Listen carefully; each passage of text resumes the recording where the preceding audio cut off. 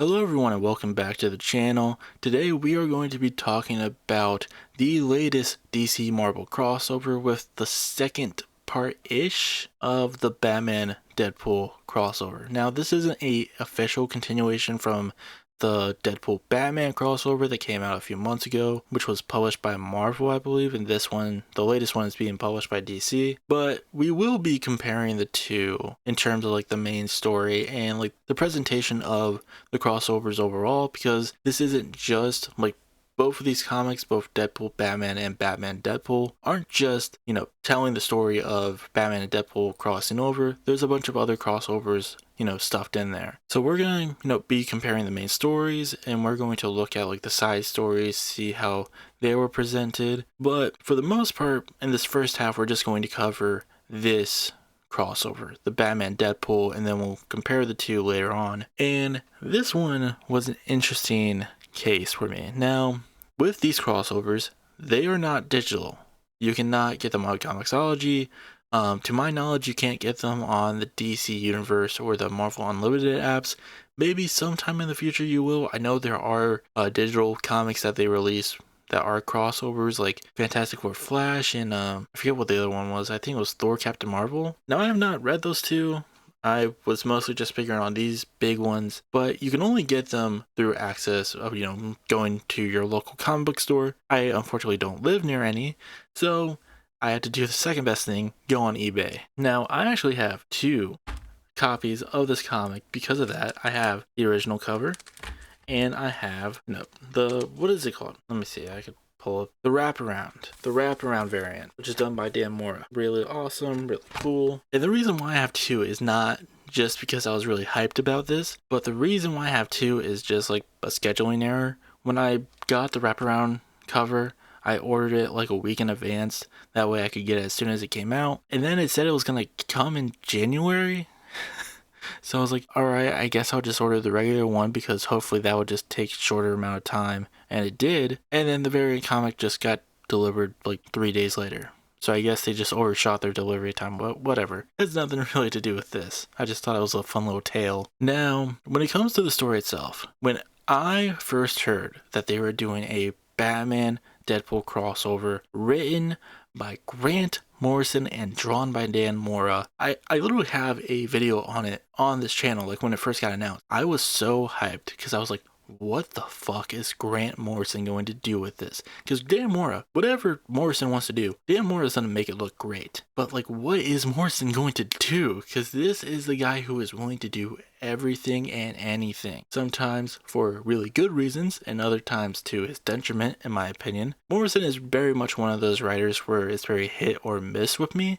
Sometimes their work is great, like their Doom Patrol run, All-Star Superman, their Batman run, and other times it's not really hitting with me, such as their Final Crisis event. I really don't care for Final Crisis, but I was very interested to see what they were going to do with this comic, because obviously, as I mentioned beforehand, Morrison has a very long tenured run with Batman, and Deadpool is someone who, to my knowledge, is someone that they have never really tackled. Maybe they wrote him as like a supporting character or like a background character at one point with like a line of dialogue, but to my knowledge this is the first time that Morrison has ever really tackled Deadpool. So I was interested, to say the very least. I was expecting stuff like Sir I was expecting like weird fourth wall breaking stuff where maybe they even pop out of the comic, and we kind of get that, but in a way that's honestly pretty disappointing in my opinion. Now, I do want to state early on in this video, there are going to be spoilers. I'm going to kind of keep them brief,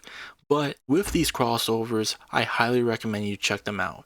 Now, these crossovers have been kind of controversial, at least within the online sphere. Even looking at their pages on League of Comic Geeks right now, both of them have very positive reviews. So I feel like it's mostly just online chatter more than anything about like, these crossovers being bad, just being spoken by a very vocal minority. Because overall, people are enjoying these. And I feel like these books should just be fun.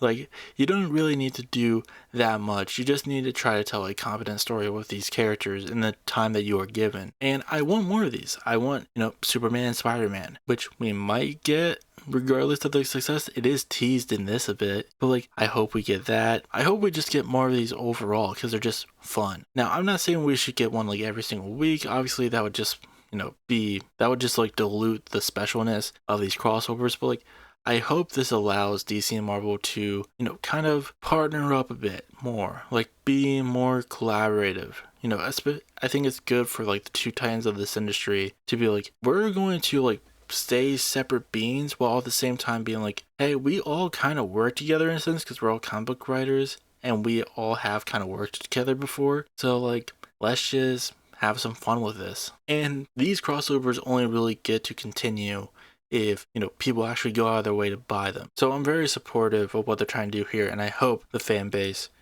reciprocates that. But getting into the actual story itself, and again, spoiler warnings ahead. I'm going to try to keep them light, but if you do really want to read this yourself and you don't want to get spoiled on anything, go get it, read it, and come back. But when it comes to the main Batman Deadpool crossover, the story itself, I was kind of disappointed.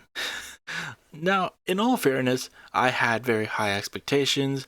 I should have reasonably pushed them down a bit more, especially because like some of Morrison's most recent work hasn't been my favorite. They're not bad, but like Superman and the Authority was fine in my opinion. So like, I shouldn't have expected like, where they were on their Batman run. But I was a little let down because I feel like this story starts off pretty good and it leads you down a trail to a really big bombastic finale that could have happened if Grant Morrison himself did not show up. Like, I feel like there's very much two parts of this story where it's like it's Batman and Deadpool hanging out together, and which in of itself is fine. I don't feel like there was really anything special from that. A lot of discourse I saw online was talking about how like Morrison finally did Deadpool humor right, and reading it was fine. I'm gonna be honest, I don't get what all like the hoopla was about of being like, oh my god, this humor is so much better, and it's just like, I'm gonna be honest, none of these jokes particularly made me laugh.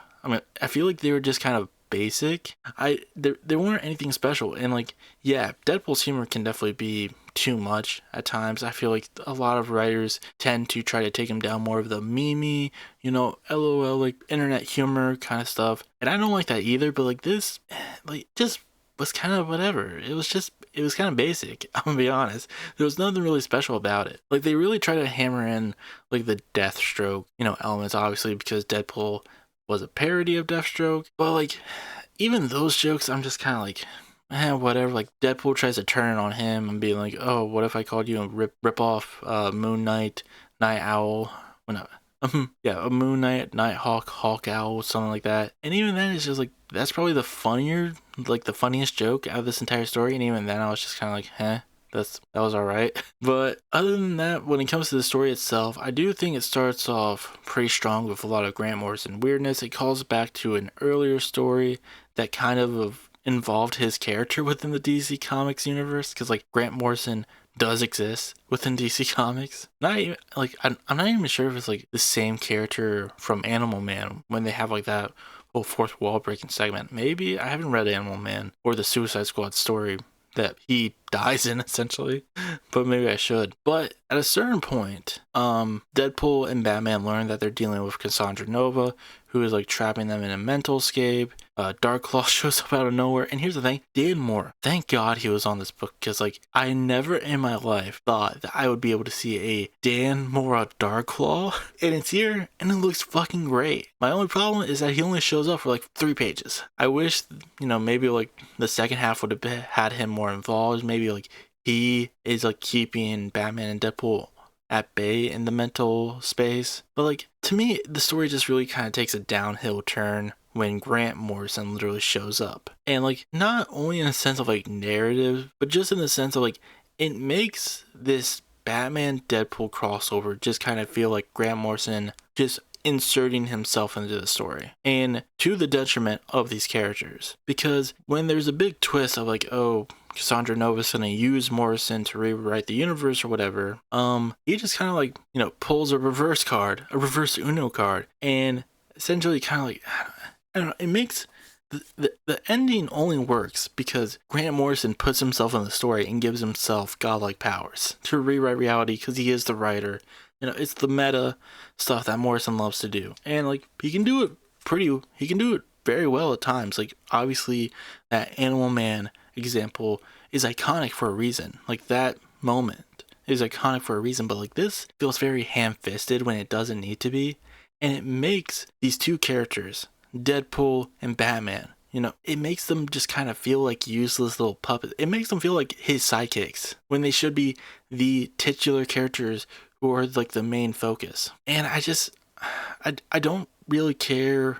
Like, I feel like if he just didn't insert himself and found another way to go about the story where Batman and Deadpool learn to work together to take down Cassandra Nova, that would be an entirely different thing. But like his insertion of the story and the whole thing of like, oh, he has ultimate control of this entire thing, it takes away the agency of Batman and Deadpool and makes me kind of disassociate myself from the story, because it's like, oh yeah, I'm reading a comic book. It's like I'm realizing I'm not getting drawn in. I'm being like screamed at in my face, you're reading a comic. Like it's very ham-fisted. And to me, like, then he just kind of goes away and they try to get back to the main story. But at that point, I'm just kind of like, whatever, who cares? This guy gets his wife back, whatever. And here's the thing, it's not like you can't have those meta moments in there, because like obviously Deadpool's a fourth wall breaking guy. You have to have that. But like they have one in the beginning where Eternity and Kismet literally hook up, and that explains why their universes are even crossing over to begin with.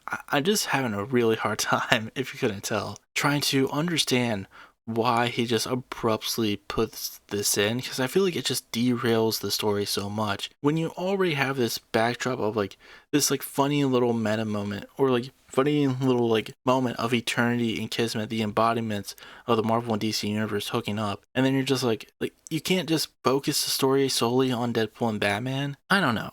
I was just like fairly disappointed with this. I didn't hate it, but I don't like it either. It was fine. To me, it's definitely in like the middle road of Grant Morrison's work. Because like I love a lot of his stuff, like All-Star Superman, his Batman run, Doom Patrol. And then on the other side, there's Final Crisis, which I'm not going to get into. I don't like Final Crisis, and I'm not going to waste my breath debating people on it. But like to me, it's very much middle of the road of like, I feel like I feel like they just did this for a paycheck. Like they didn't do this because like they actually had a story they wanted to tell. It was very much like DC went to them, which is like, hey, will you do this? It's a big thing. We'll give you a lot of money. And he was like, yeah, no duh. Let me write it. Give me the money. And here's the thing. It's not just because, oh, the story just feels, not that well thought out, is why I think he only did this for the money. What really like solidified the whole like, oh, they only did this for the money, to me, was when they mentioned the TVA. And it's not like the TVA plays a big role, but they're like in the background and they literally get name dropped, and I'm just like, there's no way that Morrison actually gives that much of a fuck about the TVA, that he was like, no, it has to be an intrinsic part to why these characters are even here to begin with. No, he did that probably because someone told them to.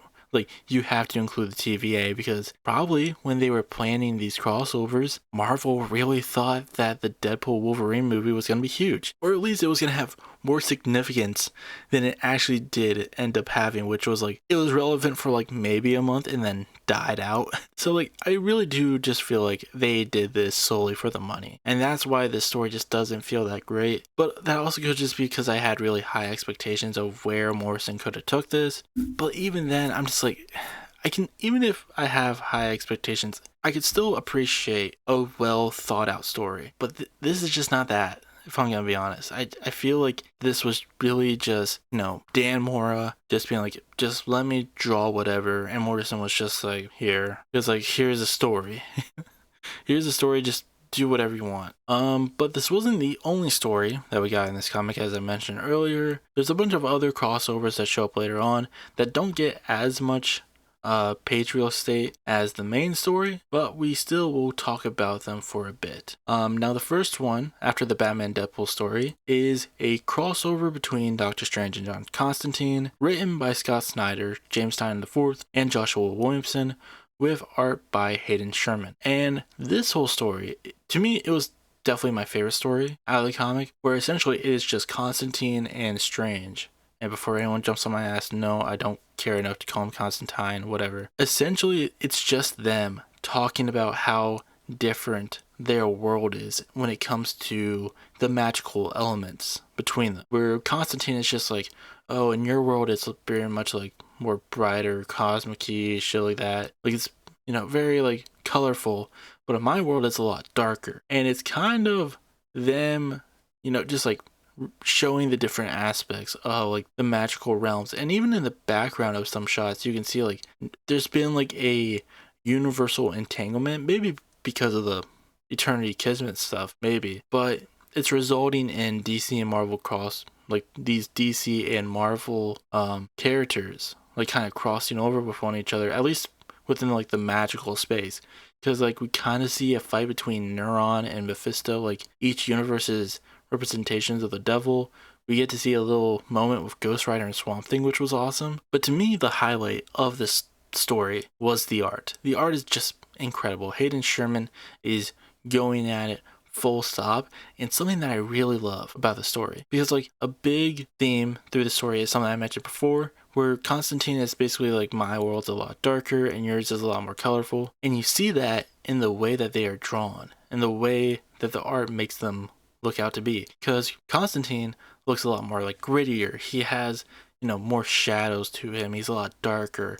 Talking about the colors, I do have to shout out Mike Spencer, who is a collaborator of Daniel Warren Johnson's, who's absolutely amazing when it comes to colors. And it's really showcased here, because like he paints John as this darker being within the colors. Well, with Doctor Strange, when you look at like the lines, they're a lot lighter. When you look at the colors, it's more bright. He doesn't have any shadows. He's just full on color. And I really love that. Like, it really shows that like the attention to detail. And I'm not sure if that was like something that the writer thought up and, asked the artist to focus on. If that was like Hayden being like, oh, we're having like this whole discussion of like, light versus dark. Maybe I put that into my art. Or maybe it was Spicer. I don't know. But like, it works so well. Every single, person in this story, contributing to the story was just going at it 100% within the very limited page real estate that they had. This was only like 10 pages, and they fit in a very well-meaning discussion about like how magic works within DC and Marvel,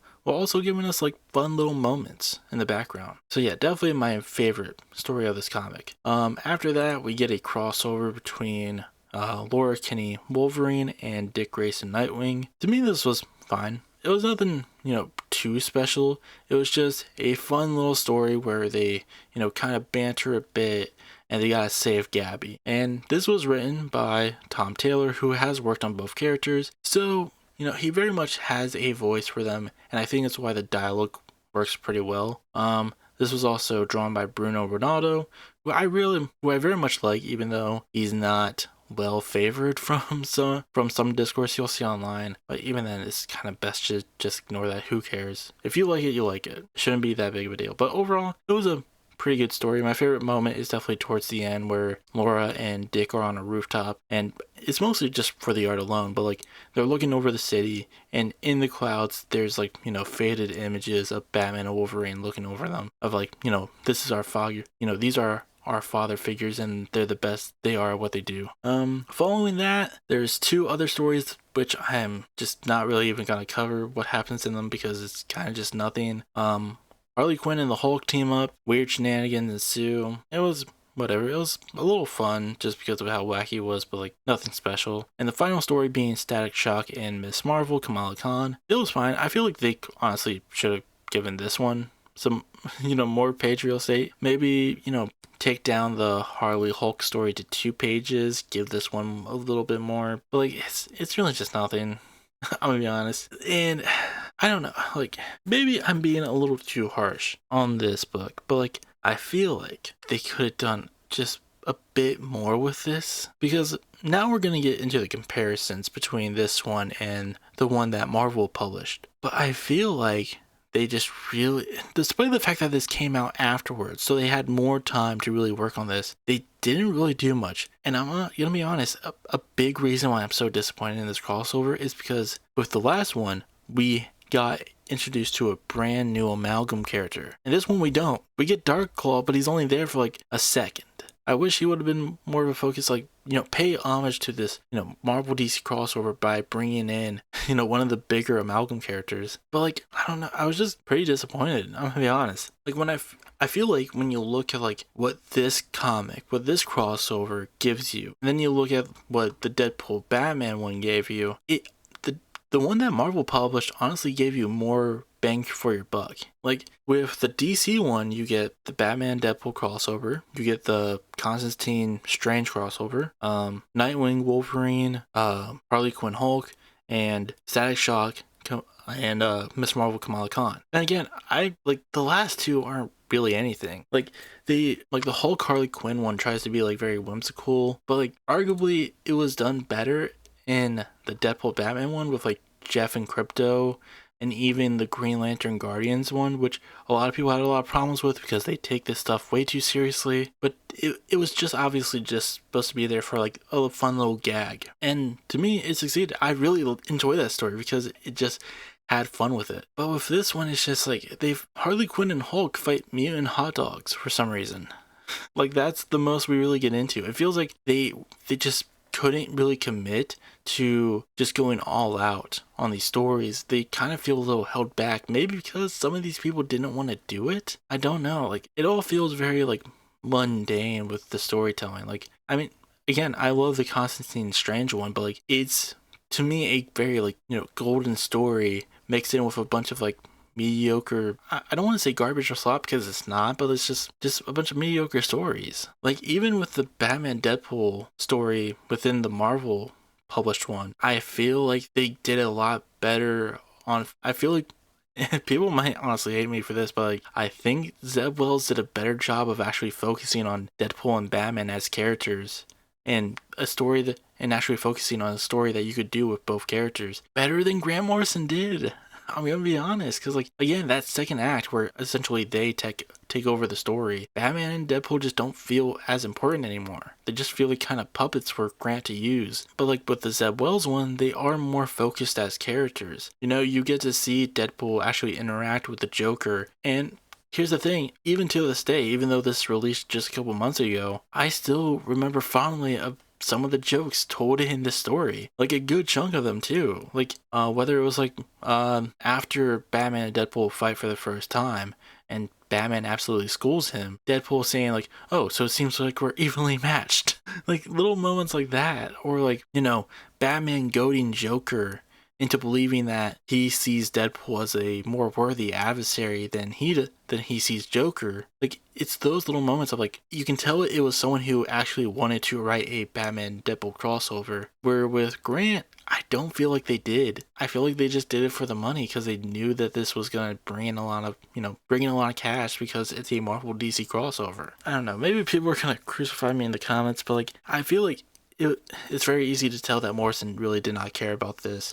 But Wells did, and I feel like that's why I honestly liked his story better. And even with like the side stories, like the Captain America Wonder Woman story, I really liked. Even though, again, if you saw this discourse on Twitter, you can tell that people aren't willing to read a story past like a few caption boxes. People are only willing to read a couple panels of a story other than like taking the story in as a whole. Or even like I said earlier with the Green Lantern Guardian story, that was really fun. The Kevin Smith, Adam Kubert Daredevil Green Arrow story was really cool. I mean, again, hell, even though it was only like 3 pages, they gave us a new amalgam character. Like I really do wish, even like they gave us Old Man Logan versus Dark Knight Returns Batman by Frank Miller. Like, I'm not asking like for the greatest stories of all time, but like let me have fun with this. And I feel like with the DC, like the Batman Deadpool crossover, I didn't. Like again, I had a lot of fun with the Constantine Doctor Strange one, but like with the main story, with the side stories, I just feel like it was just really disappointing. I feel like this Like, honestly, if I could go back, I would probably just get a variant of the Deadpool Batman crossover instead of just now having two copies of this. Like, I don't know. To me, it's not like, oh, they should have, like, even if like they replaced Grant Morrison with someone else. First of all, I don't think they should have. Even if I didn't like the story, Grant Morrison's name value alone definitely helped. Of, you know, making it a big deal as it is, of being like, we're giving you a legendary creator.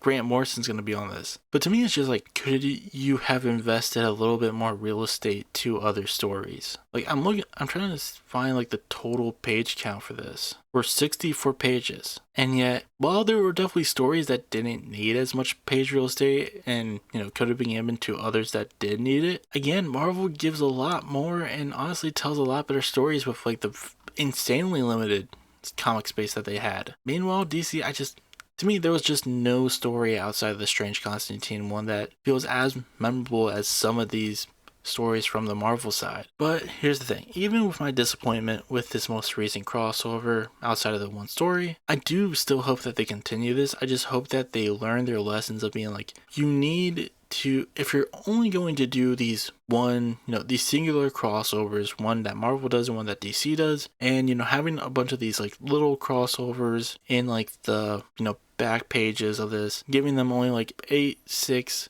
4 pages each. Just try to do the most that you can with that space. Don't, you know, try to go for, you know, mediocrity when you could go for some more. Like, realize the opportunity that you have and take it, is what I'm trying to get at. Because that's very much how I felt after reading the first one. It very much felt like these are people that like wanted to do this and wanted to do as much as they could. And with DC, it just didn't feel like they wanted to do that. They were just like, I don't know, just write something so that we can put it out there. Who cares how good it is? And here's the thing, that it seems like I might be in the minority of this, believing the Marvel one was better than the DC one, because as of right now, on, you know, the League of Comic Geeks page, the DC one is 4.1, the Marvel one is 3.8. And in all fairness, the Marvel one has more ratings than the DC one, like 2,000 more, so we'll see, like, you know, if that same rating stays over time. But like, I feel like, I don't know, I'm interested to see what people's opinions on this were for those who read it. So if you did, leave your comment down below, because I'm interested to see like what people really thought about this, because like, I honestly did not hear a lot of people talking about this. I feel like it kind of slid under the radar. I didn't see any hype for it. Like, the only conversation I've seen about it was people complaining about Tom Taylor, and, you know, people commenting on the Deadpool humor. And that was really it. And some of the hype moments too, like Robin being there, Darklaw, you know, Grant Morrison being there. But like, that all kind of came afterwards, and even then, it didn't stay for that long when it came to like the discussions going around, like, you know, the comic book online space. Because like, again, before this, barely any hype. And honestly, I think the Marvel one had more discussion around it, even if the discussion wasn't great. But like, it had more staying power than this one. Like, I honestly wouldn't be surprised if this, like, if nobody watches this video, because like, it seems like nobody really cares about this book right now. That's all I really gotta say. Hello everyone, thank you for watching today's video. If you would like to see other videos like this, please leave a like and subscribe down below. If you would like to see me talk about more political stuff,